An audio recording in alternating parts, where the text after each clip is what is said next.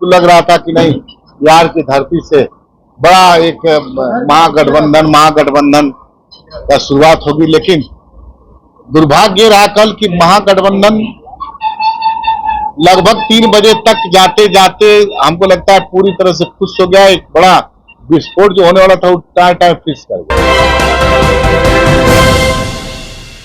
नमस्कार, आप देख रहे हैं सिटी पोस्ट लाइव और मैं हूं आपके साथ पूजा शर्मा। लोजपा रामविलास के प्रदेश अध्यक्ष राजू तिवारी ने प्रेस वार्ता का आयोजन किया। इस प्रेस वार्ता के दौरान विपक्षी बैठक को लेकर अपनी प्रतिक्रिया रखी और उन्होंने कहा कि विपक्षी एकता की जो बैठक हुई है वो सफल नहीं रहेगी। इसी के साथ साथ उन्होंने कहा कि जिस तरीके से पूरे देश में माहौल बनाया गया था विपक्षी एकता की बैठक को लेकर, वो 3 बजते बजते फुस हो गया। जो नतीजा निकलना चाहिए था वो नतीजा नहीं निकला। अरविंद केजरीवाल नाराज होकर निकले हैं। इसी के साथ साथ उन्होंने यह भी ऐलान किया कि उनके नेता यानी चिराग पासवान लोक जनशक्ति पार्टी रामविलास के राष्ट्रीय अध्यक्ष चिराग पासवान हाजीपुर से लड़ेंगे। आगे और क्या कुछ कहते हुए नजर आ रहे हैं लोजपा आर के प्रदेश अध्यक्ष राजू तिवारी, छोड़े जाते हैं आपको उनके बातों के साथ। लग रहा था कि नहीं, बिहार की धरती से बड़ा एक महागठबंधन का शुरुआत होगी। लेकिन दुर्भाग्य रहा कल कि महागठबंधन लगभग 3 बजे तक जाते जाते हमको लगता है पूरी तरह से खुश हो गया। एक बड़ा विस्फोट जो होने वाला था वो टाइम फिक्स कर गया। महागठबंधन 3-4 बजे तक हमको लगता है कि उसमें कई सारे लोग जाने के लिए जल्दी निकले। प्रेस कॉन्फ्रेंस के समय हमको लगता है उसमें आधे से ज्यादा लोग जा चुके थे। प्रेस कॉन्फ्रेंस में आप लोग देखा होगा और उसमें यह स्पष्ट हो गया कि कहीं इन लोगों की कोई एकजुटता नहीं है। ये स्वार्थ सिद्धि के लिए, अपने स्वार्थ के लिए, जैसे केजरीवाल जी हैं अपने राज्यसभा में वो चाहते हैं कि हमारे जो उनके खिलाफ जो आया है उस पर वोटिंग चाहते हैं। कोई चाहता है कि मेरे खिलाफ चुनाव कांग्रेस नहीं लड़े, कोई चाहता है कि मतलब अपना स्वार्थ है। तो ये महागठबंधन लगभग फेल कर गया और बहुत सारे देश के विपक्ष के बहुत बड़े चेहरा, जैसे मान लीजिए बहन मायावती जी बसपा की, आपके बगल के नवीन पटनायक जी, जगन मोहन रेड्डी जी, आंध्रा के मुख्यमंत्री, बहुत सारे लोग, और तेलंगाना के जो शुरुआत इस मुहिम की किए थे चंद्रशेखर राव जी, वो भी लोग नदारत थे। तो कुल मिला करके मेरे पार्टी का तरफ कहना है कि नीतीश कुमार अपने इस मिशन में फेलियर हो गए और महागठबंधन एक फोटो सेशन बन के रह गए, सिर्फ फोटो खिंचवाने के लिए। और एक पिकनिक हुआ।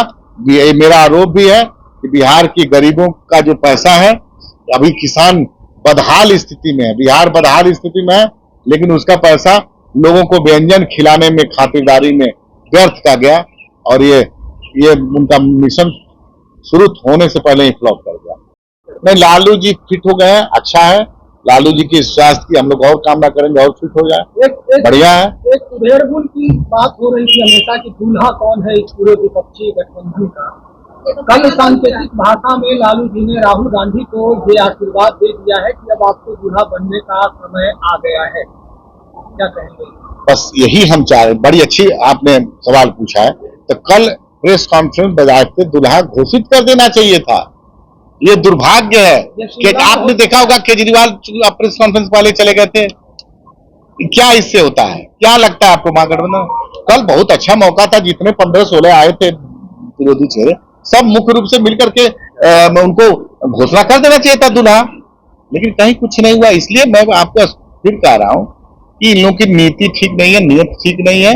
ये सब लोग अपना स्वार्थ के लिए एक पिकनिक टाइप इकट्ठा हुआ।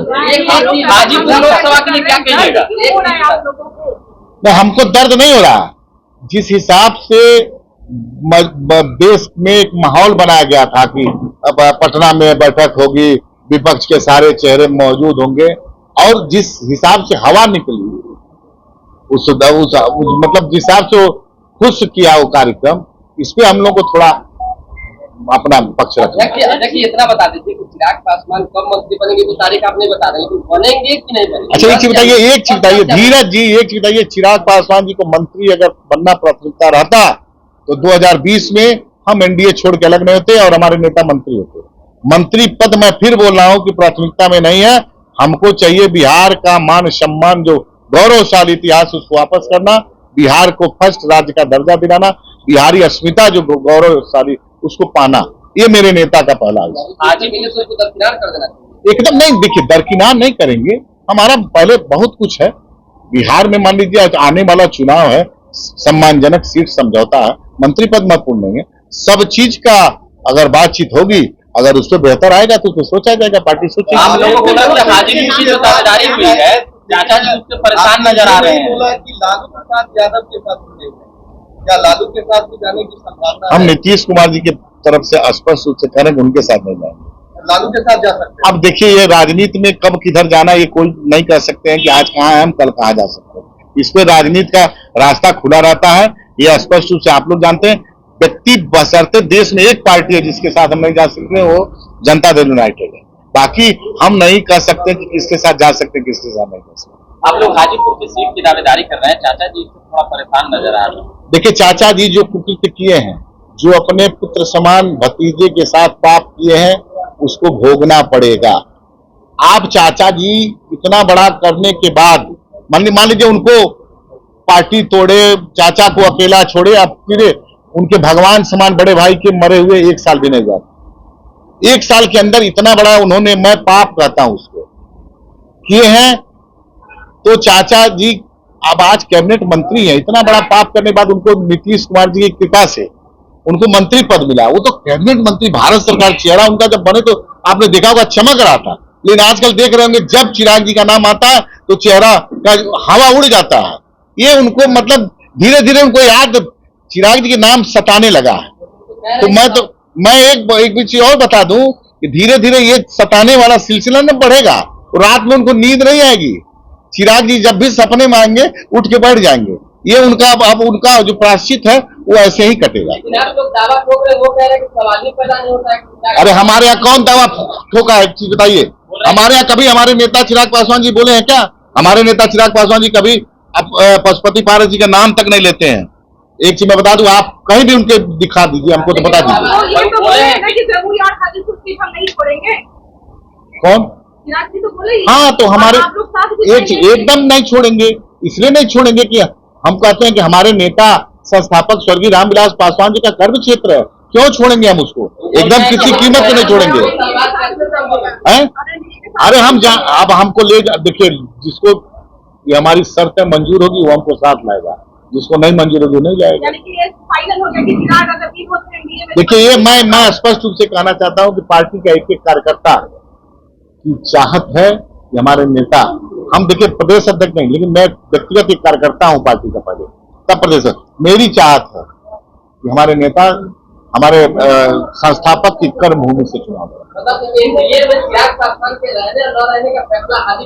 अरे ये सब आप लोग देखिए, कहीं दिशांतर मत होइए, बहुत बढ़िया से आप लोगों को जल्दी से जल्दी जिस गठबंधन में जाएंगे, हम लोग आप लोग को बुला करके बजाते बता करके उस गठबंधन में जाएंगे, ससम्मान जाएंगे और सीटों के चयन हो जाने पर बढ़िया सम्मानजनक सीट समझौता बैठा।